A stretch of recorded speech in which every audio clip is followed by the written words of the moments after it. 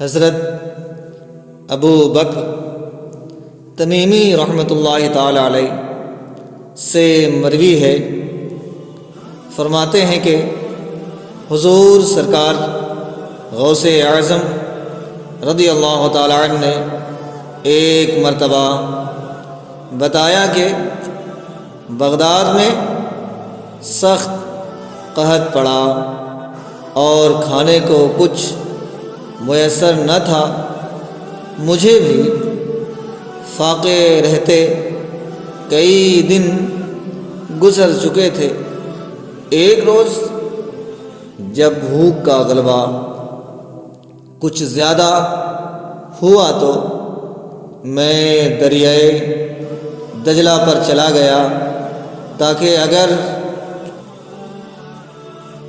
اگر کچھ گھاس یا پتے ملے تو کھا کر گزارا کر لوں، مگر وہاں پہلے ہی بہت سے لوگ موجود تھے اور وہ بھی میری طرح کھانے کی تلاش میں۔ بالآخر میں شہر کی جانب واپس لوٹ آیا۔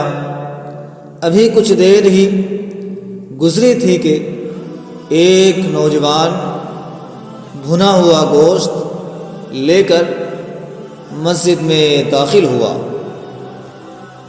اور کھانے بیٹھ گیا۔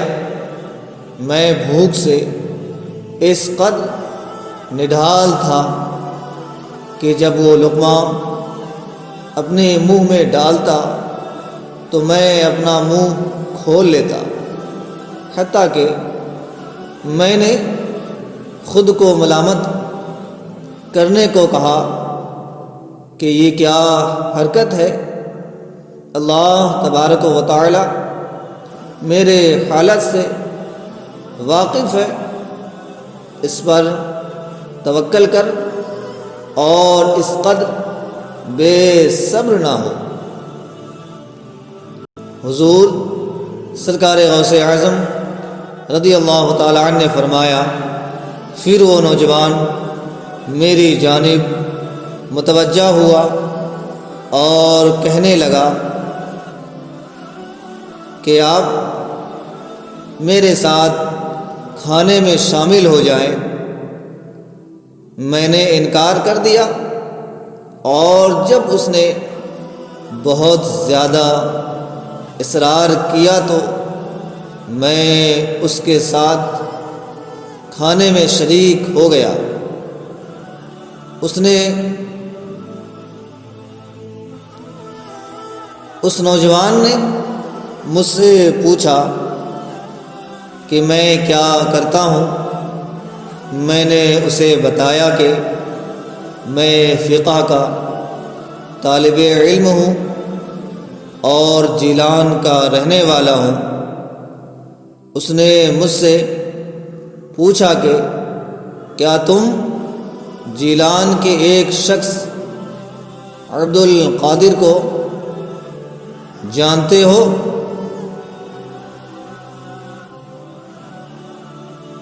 میں نے اسے بتایا وہ میں ہی ہوں۔ میری بات سن کر اس کی آنکھوں سے آنسو جاری ہو گئے اور کہنے لگا کہ مجھے جیلان سے آپ کی والدہ نے 8 دینار دے کر بھیجا تھا۔ میں آپ کو تلاش کرتا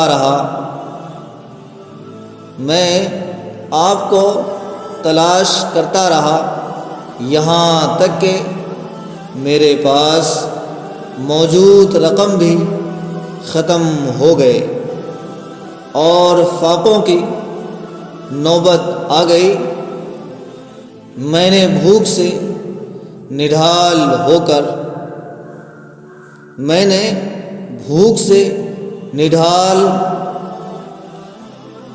ہو کر 3 دن گزار دیے۔ پھر مجھے خیال آیا کہ فاقہ کی حالت میں تیسرے دن تو مردار کھانے کی بھی اجازت ہے، اس لیے میں نے امانت میں سے یہ کھانا خریدا تھا۔ یہ کھانا آپ کی ملکیت ہے اور میں آپ سے معافی چاہتا ہوں۔ میں آپ سے معافی چاہتا ہوں۔